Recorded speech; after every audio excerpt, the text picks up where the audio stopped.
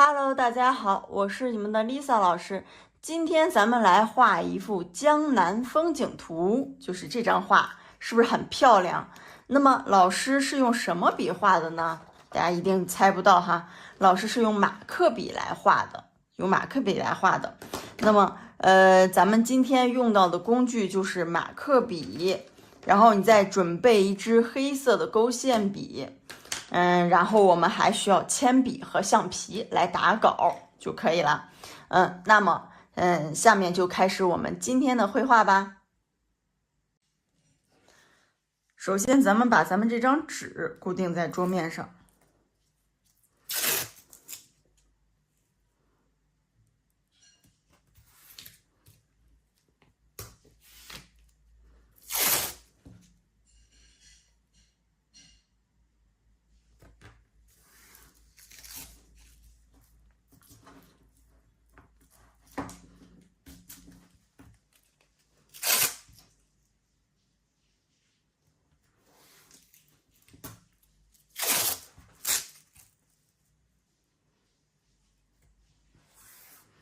经过咱们长时间的练习，现在是不是连贴胶带这个动作都变得非常的熟练，会贴得很整齐，对不对？练习是一定有效果的。那么老师先给大家讲一下，用草稿纸讲一下房子的画法。我们今天要画的是一幅什么呢？马克笔江南风景，对不对？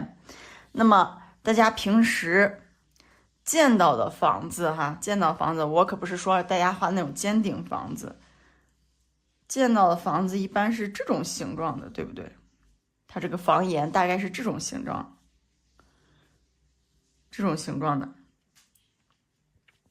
然后它从正面看呢是这个形状，这是正面的形状。那么我们从侧面看就变成什么形状了？侧面看是不是就像一个人字形一样？然后这样看，这是侧面的房子。然后它有角度的时候转过来，大概在这个3/4侧面看到大概是什么样子的呢？看到是不是就变成这个样子了，对不对？我们在不同的侧面看到的房子形态呢是不一样的，然后这边是房檐我大概的给大家表示一下，这是房檐，这是3/4侧面。3/4侧面就是什么呢？什么意思呢？大概我就拿这个纸巾给大家比划一下，这是正面，对不对？这是侧面，那么这也是侧面，然后这个就是稍微转过来一点，又能看到一些侧面，又能看到一些正面，但是正面呢占的比较多，侧面比较少，这就叫3/4侧面，因为它有一个比例，对不对？3/4那肯定它占3，它占1，对不对？分4份的话，那就是这样，3/4侧面就是这个意思。然后呢，这样画是不是有一点太简单了？画面效果不够好看。那么我们接下来接着分析哈。大家看到我们江南建筑，最显著的特点是什么？最有特点是马头墙，是不是？这马头墙是什么呢？如果是南方的朋友肯定就知道，北方的就给大家看一眼，大概就是这种感觉。老师怎么去画这个马头墙呢？我会用这个马克笔，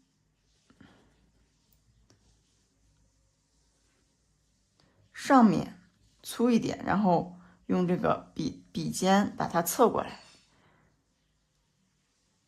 你看它这个马头墙到这个边缘部分有一点往上挑，是不是很灵秀的感觉？你要把它画出来。对不对？马头墙就这样画。然后我们正面的房子怎么画呢？我们也让它灵秀一些，把你的马克笔用它这个尖角的部分给它横过来，然后你自然往上挑的时候，它就会有一个厚度。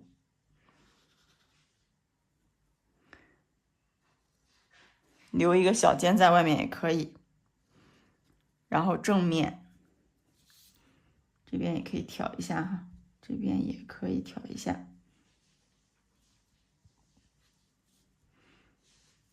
正面就这样画，就这样画。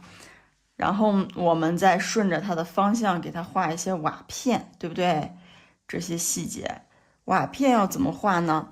中间这条线是接近直线，越往左边和右边，根据它的走势变化哈，再加一些瓦片。我大概的加一下，大家就明白了。那么侧面呢，怎么画呢？我们还是用这个笔，你在顺势画的时候，这时候用长的扁头。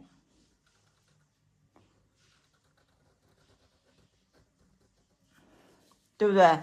从上面是沿着它的走向，这笔比较成功，这个角度不太对，再试一下。大家可以多去尝试一下哈，就是你让这个线呢，它是有变化的，对不对？大概就是这个样子。然后呢，画2条线下来，这就是一个房子，给这边加上窗户，对不对？这边也加上窗户，窗户很简单，我们就用马克笔直接的来加，就是不用画那种田格窗户了，直接这样加就行。包括这边也是，横着过来挑一下，用这个马克笔横过来的笔头，然后再往下，然后再画下来，对不对？然后瓦片上的装饰呢，可以最后加，最后加。我们大概呢就画这种1、2、3、4，把这4种形态结合到我们的画面里面。我们现在就可以开始画了。大家学会这几种以后就可以开始画了。我们把这个东西放在左边哈，放在左边。这个时候呢，大家还不要着急，直接在纸上画，因为我们今天这幅画牵涉一个布局，对不对？所以说呢，我们需要借助铅笔来打一个草稿。然后我房子上沿的部分定在哪里呢？画面大概1/3，再高一点，类似于黄金分割点的位置。这是我房子左边的位置，右边的位置到哪里呢？大概也是黄金分割点，这边占2份，这边占1份，1/3的位置，对不对？这样我们的构图呢，首先就会变得很好看。我想让房子集中在这一边，集中在这边。我拉下窗帘，好像这个光线不够亮。好的，再接着我们就开始具体的画房子。我给这边可以很简单，我觉得这个最简单，我就画一个这个，对不对？画一个这个，然后一条线下来，一条线下来，旁边呢，我给它一个3/4的房子。这个大家可以随意去组合哈，你像搭积木一样，对不对？现在材料给你了，1、2、3、4，材料给你了。那么你可以自己去创造去搭，然后我这边还藏一个小的，自己创造去搭，可以跟老师画的一样，也可以跟我不一样，对不对？然后这边我想让它是这种马头墙，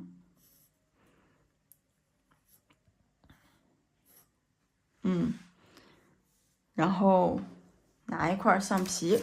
我觉得这几个分隔太均匀了，不想让它们那么均匀，对不对？太均匀了不好看。那么我先固定一下下面2个的位置，然后上面这个我想让它再长一点，对不对？然后这边可以画第2层房子，这边一个，然后这边是树，好不好？这边是树，这边呢也是树，这边也是树。我们再给这边加一个太阳，对不对？加一个太阳，然后这边也是树，然后我们再接着来。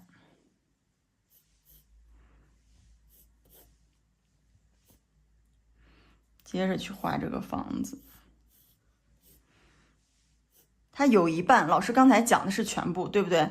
这边呢有一半给它藏在植物的中间，它就会怎么变得更简单了，对不对？是不是变得更简单了？这边是一个马头墙，然后这边让它这样伸过来。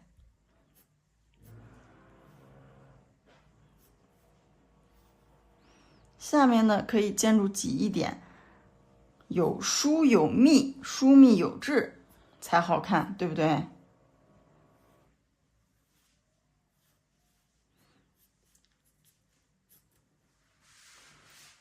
好，窗户的位置也可以大概的画一下，这样我们在最后的时候直接上正稿的时候就比较做到心中有数。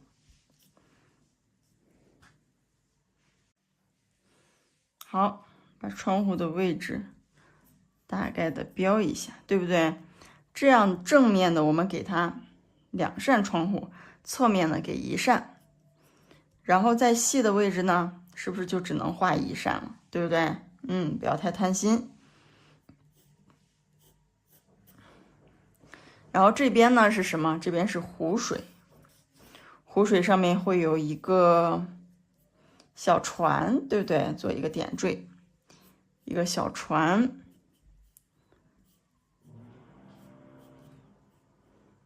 然后船上还会有一个什么呢？还会有一个船夫，对不对？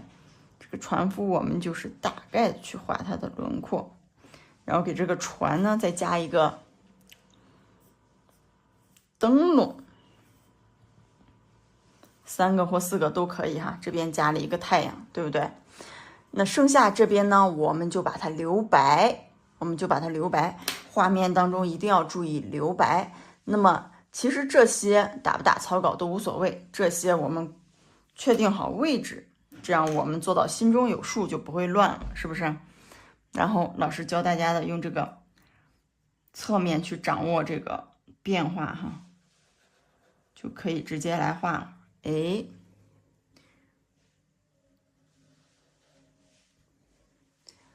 第一个房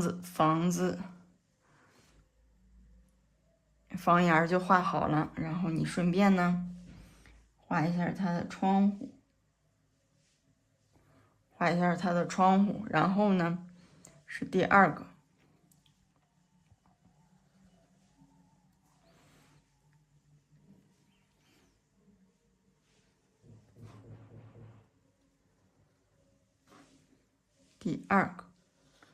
瓦片我们留到后面去画，不要着急。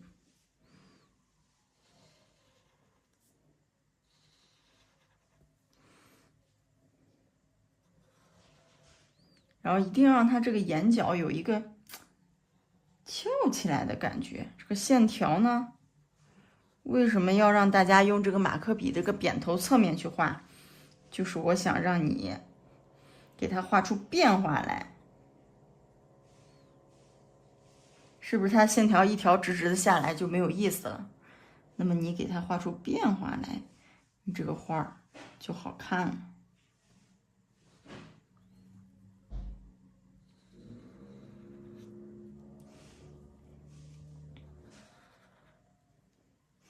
对不对？有粗有细，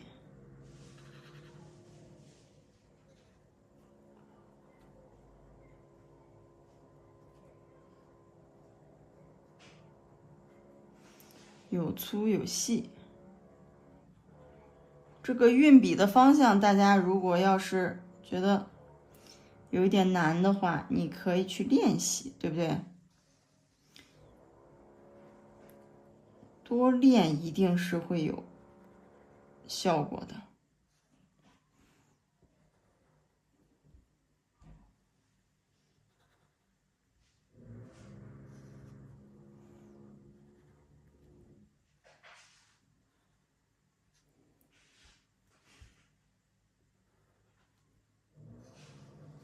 好，我们因为刚才打了草稿，所以说现在画的很快哈。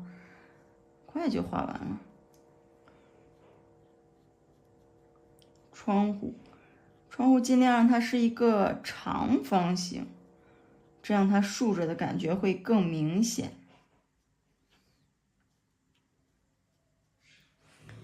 在绘画当中有一个讲究是竖的让它更竖，横的让它更横。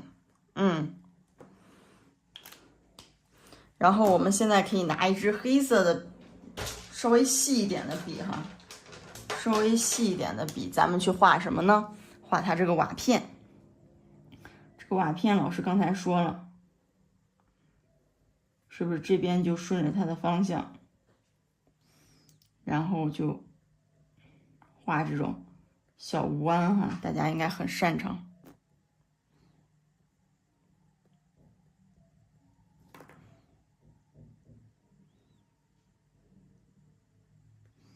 记得这个笔在用的时候，你选一个油性的，跟马克笔一样是油性的笔。我们普通的那种签字笔也是 OK 的，千万不要用水性的哈。用水性的笔，待会儿，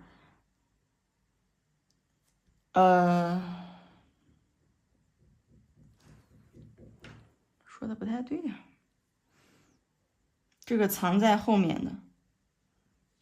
然后也是这样画，加一些，让它稍微乱一点更好看哈，不需要太过于整齐了。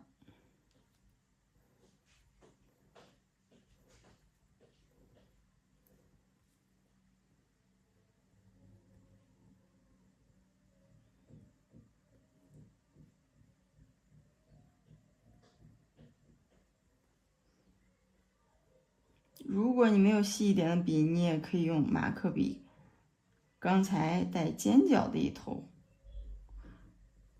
来画，但是我觉得那个还是有一点粗。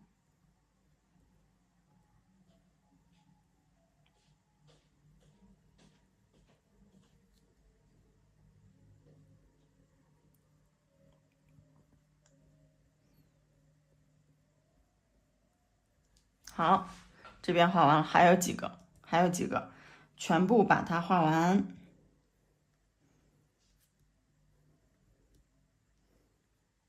这边是树，是不是？那这边就画一半。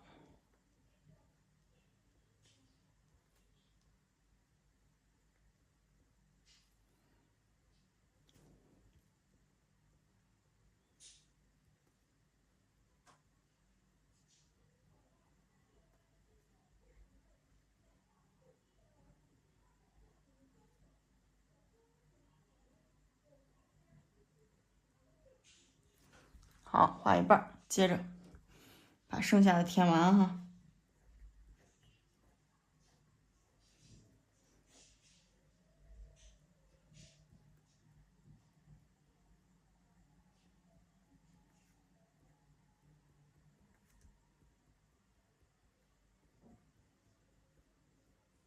这一步呢是一个需要耐心的步骤。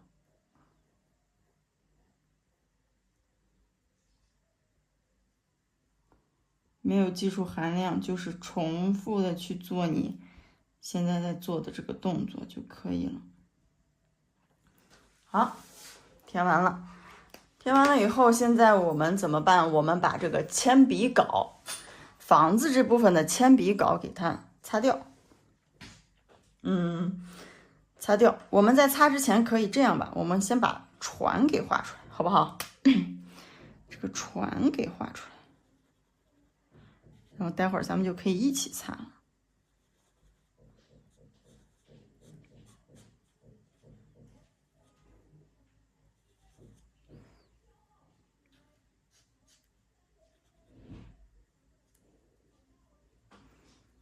然后剩下的地方你可以用一个细一点的笔来画。船上是不是也有这些纹理，对不对？然后我觉得这个画人物可能有一点太细了，让我找一根稍微粗一点的，稍微粗一点的。这种双头勾线笔也好用哈。人物的头你就画一个黑点啊什么的来代替。然后你看这个船夫一般古典的扎一个腰带，对不对？扎一个腰带，你就把它那个小造型轮廓画出来就行了。然后开始画这个船上这个杆，这个杆子呢，它肯定要粗一些，我们这个笔太细了，就给它描一下，粗一些。然后吊着一个灯笼，对不对？吊着一个灯笼，灯笼还有一个穗子，就把它画出来。好，那么黑色的部分检查一下就画完了。这边没有连接到位，老师再把它连接一下。可以等它稍微干一会儿再擦啊，或者刚才你已经提前很早画过的部分就可以擦了。那么你刚画过的部分稍微等一会儿，要不然会给它擦的脏脏的。然后这个树的轮廓，因为我们提前留出来了，是不是也可以去把它擦掉？要不然一会儿这个颜色那个马克笔是盖不到的哈，盖不到，我们的画面就变得很脏。好，这边树的位置我们也规划过了，大家也能记住。然后咱们也是给它擦一下。或者你实在怕自己记不住，可以怎么办呢？留一个非常淡的一个铅笔印，就是你自己才能看得到的那种。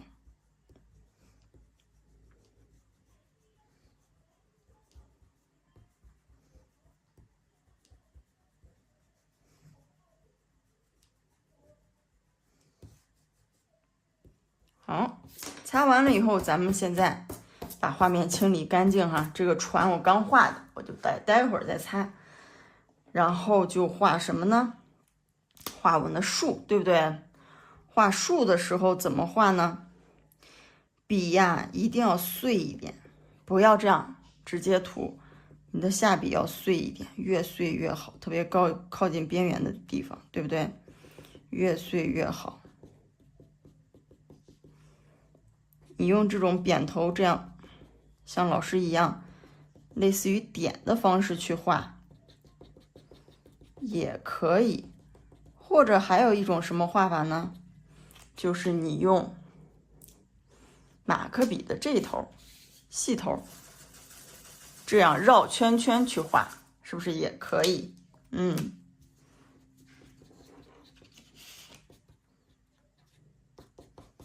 然后所有的就这样点着，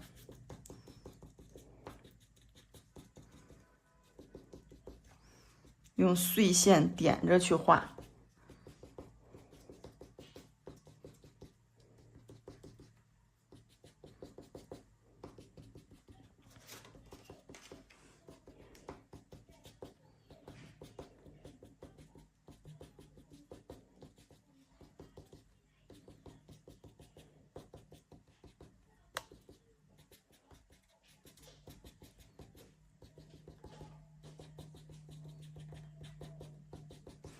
中间的地方呢，不要留这么多空隙，让它叠加，颜色叠加呢，再叠加一遍，也是会有这种肌理的效果，对不对？斑驳的效果。碎一定要碎。平时我们绘画的时候，老师会告诉你啊，不要那么碎，对不对？今天呢，老师要求你能多碎就多碎。能多碎就多碎，这样的话，这边的感觉肌理感就出来了，对不对？肌理感就出来了。你可以在里面再绕一些圈圈，再去加深哈。好，那么这边的树就画的差不多了，咱们现在开始画上面的树。上面的树呢，让它这边的部分都是实的。那么到这个边缘的部分，我们先把边缘给扩出来哈，到边缘的部分让它虚起来，也是这种碎笔哈，边缘一定要碎，越碎越好看。但是碎也是要那种密密的碎，而不是很稀稀拉拉的那种。先把边缘扩出来，咱们这个就比较好画了。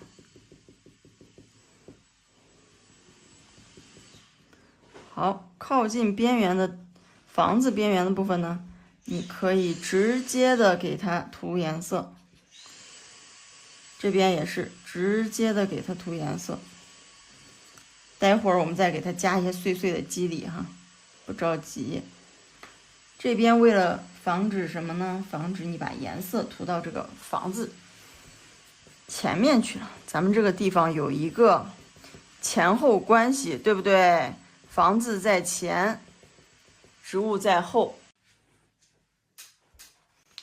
好，还是开始碎笔上啦，碎。就让它越碎越好啊！而且不要一个方向，你就这样一个方向点，对不对？换一个方向，那树叶生长是不是？然后你还可以用这个侧面立起来，它这个更碎。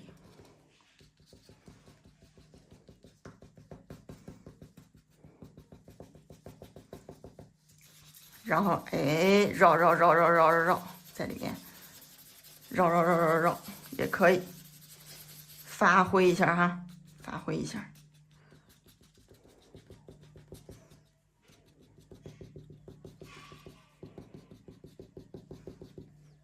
这部分有点考验耐心，对不对？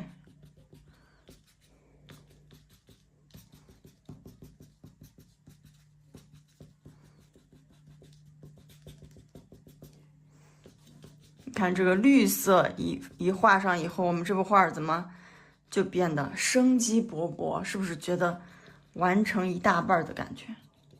生机勃勃。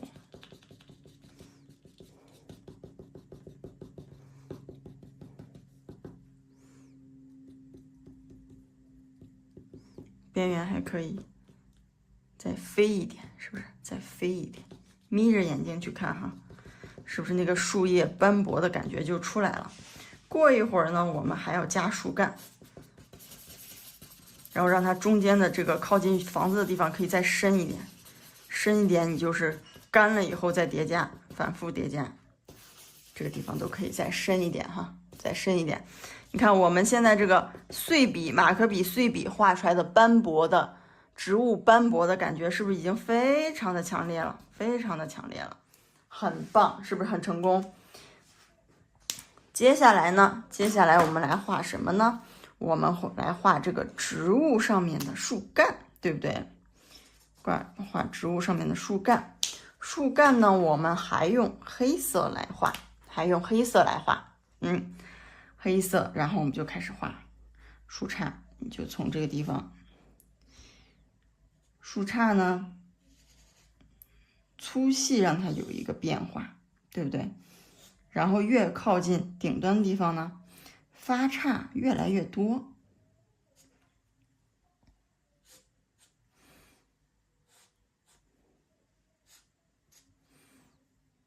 发杈越来越多，对不对？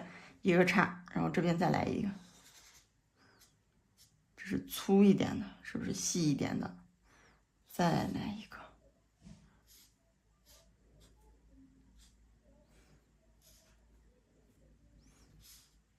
树杈，它越一个枝条越往顶端呢，发的杈越细越多。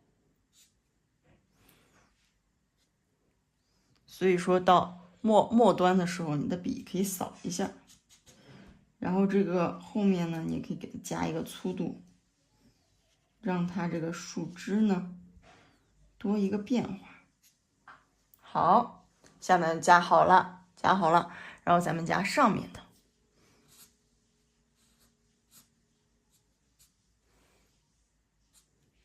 上面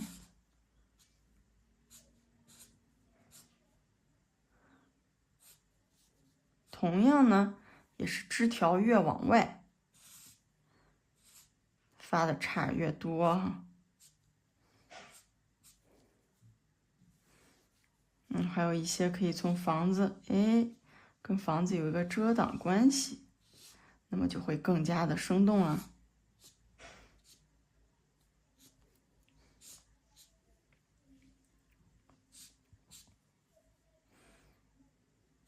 有短的哈，在里面的，有长的伸出去的，让它充满变化，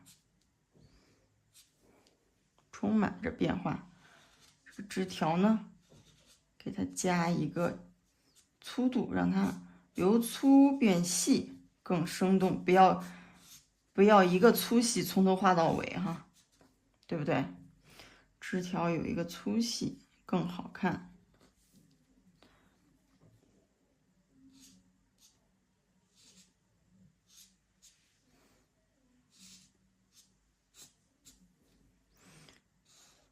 这边是2棵树，大家看出来了吗？一棵呢，老师觉得有一点太多了，所以呢，我让它这边从这个房子后面再过来一条树，一棵树，然后这个枝条呢，当然方向跟它就不一样了，末端发叉发的多一些，然后给它枝条加一个粗度，一个渐变过来哈，一个渐变过来。好，我感觉差不多了，咱们这个树已经画的比较的圆满了，这个时候这边可以擦掉，这边可以擦掉。这底下是湖水，是不是？湖水怎么画呢？湖水我们找一个浅绿色，灰一点的浅绿色，你可以拿几个颜色试一下哈，拿几个颜色试一下。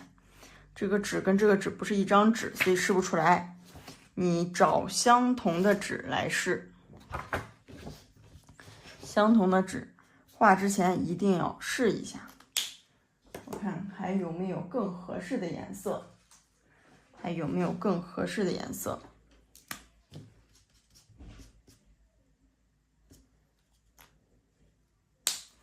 感觉好像这支颜色挺合适的。画之前呢，一定要试一下，而且不同的纸其实试出来的不太一样。这个时候呢，你就横扫就可以了，横扫这个就可以画出这个湖面的感觉了，不需要把它扫满哈，浅一点，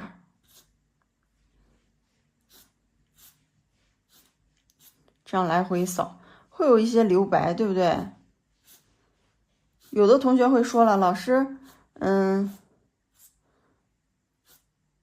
这个湖水怎么是绿色的？大家可以观察一下啊，宝贝儿，可以观察一下，湖水是不是就是绿色的？只有海水才是蓝色的，所以我们不要把它画成蓝色的哈，多扫几遍，是不是这个湖水带一点光，这种感觉就出来了。记得要留白，然后还不要忘了一件事情，什么样的事情呢？这个船是不是有个倒影呀？对了，给它加一点，这样由密到深，对不对？加一点短线，灯笼也可以加，稍微的加一些短线，它这个倒影的感觉就出来了，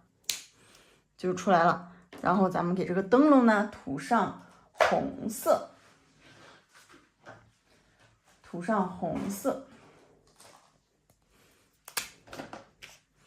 试一下颜色，这个颜色太亮，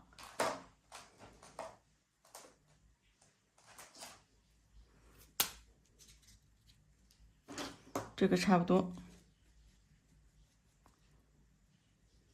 红色。这幅画是不是现在已经觉得非常亮眼，有红有绿，煞是好看呀？然后这个船屋呢，船屋是不是棕色的？给它加一个棕色哈，给它加一个棕色，甚至这个船夫呢，你都给它可以给它加一个颜色。我给他的衣服换一个颜色，给他的衣服换一个颜色。一般情况下，他会穿什么颜色的衣服呢？他是不是有时候也会穿灰色的？那么给他加一个灰色的衣服。帽子是草帽，衣服是灰色，让它的颜色呢揉进去，不要太跳的颜色，不要给它一个绿色或蓝色很跳的颜色哈。我们最后还有什么？还有这个太阳，对不对？那么太阳我们刚才是确定了位置，大家怕画不圆，没有关系啊，老师有方法让大家画圆，把这个太阳这个擦掉。这个太阳呢，我们要用一个不要正红色哈，用一个偏橘红的颜色，偏向橘红的颜色，试一下。试一下颜色，是不够红？23号我就再选一个更偏红一点的颜色。好，这个我用的是22号，22号。那么你就直接的去画，这个不需要打草稿，或者是借助什么东西哈，你画一个圆，对不对？画一个圆，画的不圆怎么办？画的不圆怎么办？开始这个圆呢，你要画的稍微的保守一点，不要一下把它画的很大。然后你可以去修饰，用这样方式，不断的去扩大，去修饰它的边缘，是不是？然后看看哪边扁，就再修一下就 OK 了。这样的话就算你开始画的是椭圆形，那你最后也能把它修成一个圆形，对不对？太阳大大的，好，太阳就画完了。这样画是不是有一点单调呢？觉得有一点单调。然后我们现在要干什么呢？给它加一些飞鸟，加一些飞鸟。咱们用马克笔来加吧，我不想让它太细，或者是粗一点的笔，稍微粗一点的勾线笔。飞鸟很简单，对不对？就这样加就好了。有一些是映在太阳上的，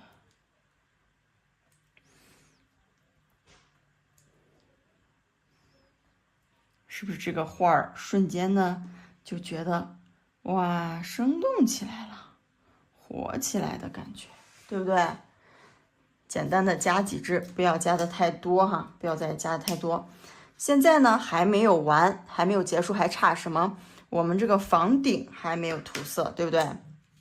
房顶没有涂色，我们房顶用什么颜色来涂呢？试一下，用一个灰色。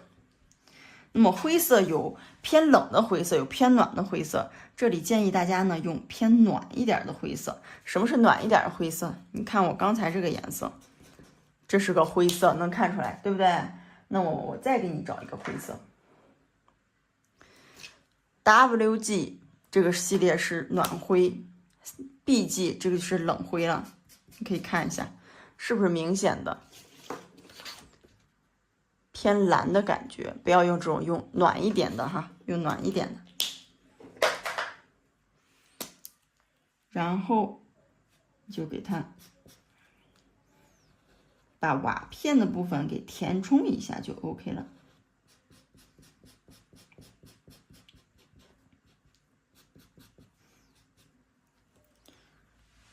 填充完了，你还可以平涂完以后，在里面加一些叠涂的部分，让它的颜色不要那么均匀。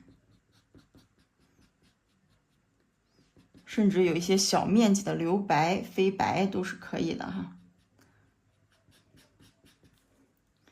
有时候画画我们会过于追求平涂，那么在今天这部作品里面呢，老师就要求大家不要过分的去追求画的均匀，有时候有肌理感也是很漂亮的，对不对？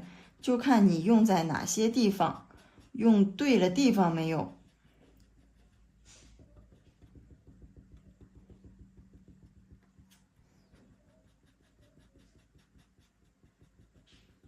哎，房顶画完了以后，它这种什么黑白灰的感觉就出来了，对不对？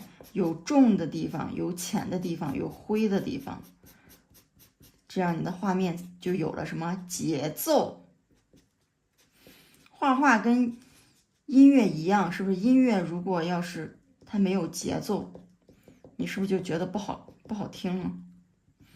节奏要富于变化，要层次越多越好。哎，好，搞定。这个时候呢还没完，房子太白了，对不对？这时候呢，我们用的是 WG6 这个灰，你可以选一个跟它同色系，但是浅一点的，一般它都会给你配一个浅一点的。好，我这边有一个 WG3，我试一下哈，先在下面试一下。哎，我觉得还 OK， 这个颜色还 OK， 然后你就从上往下扫，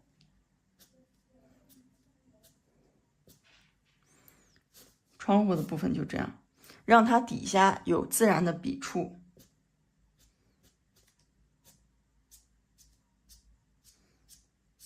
对不对？这种房子的肌理感，给它画出来。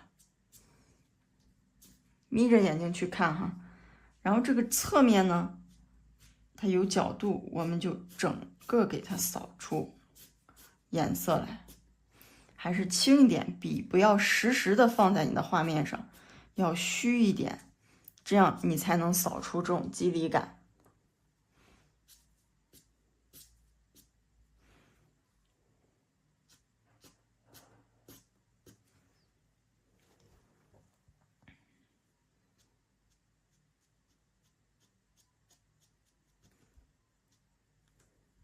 这边也可以把笔换一个角度，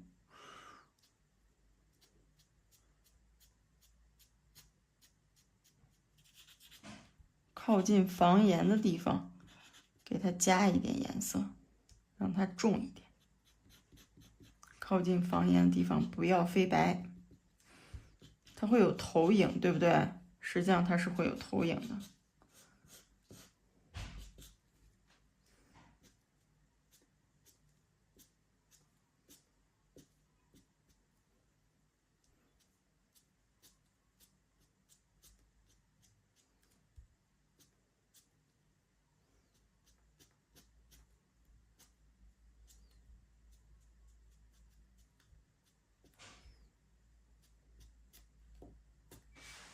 好，我们现在这个房子是不是就非常有肌理感了？今天这幅画呢，画到这里就算彻底的画完了，是不是？我们学会了很多房子的结构，你也可以像搭积木一样，把这4种房子呀换一换形态，看看能组合出什么样的房子。不要太去考虑它的有一些细节的结构部分哈，就直接这样画就 OK 了。包括这个湖水部分，这个笔，包括这个阴影部分，它这个用马克笔扫这个技法还是非常好用的。掌握了以后，相信大家在使用马克笔的这个功力上就有一个非常大的提升。那么，如果大家把这个树颜色换成什么，换成棕黄色调，那是不是就是秋天的感觉了？你们下去可以试一下哈。可以试一下，多多的尝试。那么今天咱们这幅马克笔风景图就画到这里了，咱们下次再见，拜拜。